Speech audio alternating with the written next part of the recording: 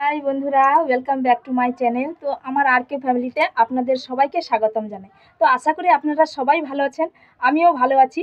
তো আজ আমি আবার একটি নতুন ভিডিও নিয়ে আপনাদের সামনে চলে এসেছি। তো আজ আমি বানাতে চলেছি পাঁপড়ের রেসিপি। তো পাঁপড়ের রেসিপি আমার তো খুবই ভালো লাগে। তো আপনাদের কেমন লাগে আপনারাও জানাবেন আমাকে। তো দেখতে থাকুন, আমার সঙ্গে থাকুন, আমি এখন বানাচ্ছি পাঁপড়ের রেসিপি। তো বন্ধুরা, আমি আলুটা সেদ্ধ করে নিয়েছি। তো এবার আমি পাঁপড়টা ভেজে নিয়েছি, বেটে নিচ্ছে এবারে আদা।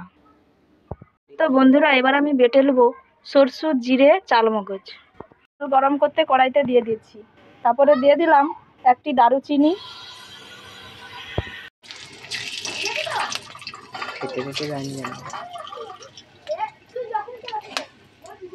দিয়ে দিলাম জিরে, গরম মশলা, জিরে, আর দিয়ে দিলাম কারি পাতা।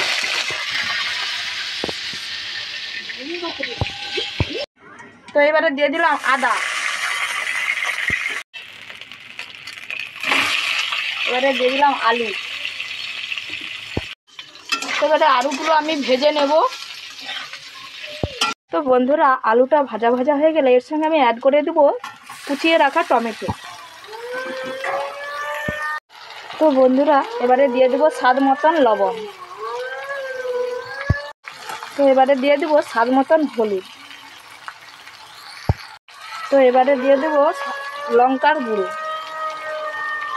এবার আমি দিয়ে দেবো আমার বেটে রাখা মশলা।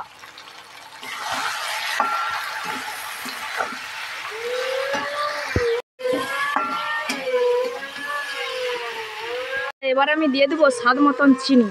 তো এটা আপনারা দিতেও পারেন, নাও দিতে পারেন।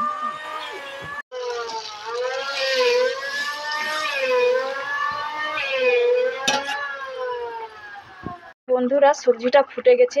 তো আমাকে বেশিক্ষণ ফোটাতে হয়নি, কেননা সেদ্ধ করা আলু ছিল, তার মধ্যে ভেজে নিয়েছি খুব সুন্দর করে, যার জন্য বেশিক্ষণ ফোটাতে হয়নি। তো এবারে আমি এর মধ্যে দিয়ে দেবো ভেজে রাখা পাঁপড়।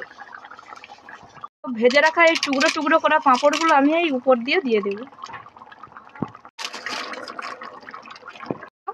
এই পাঁপড়টা উপর থেকে দিয়ে দিয়েছি।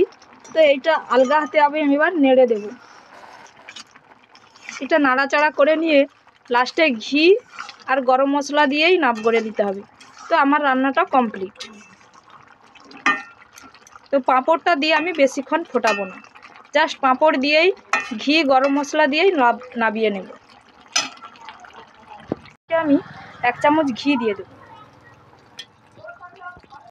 আজ আমি বানিয়ে নিলাম পাঁপড়ের রেসিপি। তো পাঁপড়ের রেসিপি আপনাদের কেমন লাগে আর কেমন লাগলো আপনারা প্লিজ আমাকে লাইক, কমেন্ট, শেয়ার করবেন, আর কমেন্টে অবশ্যই জানাবেন যে আমার পাঁপড়ের রেসিপিটা আপনাদের কেমন লাগলো।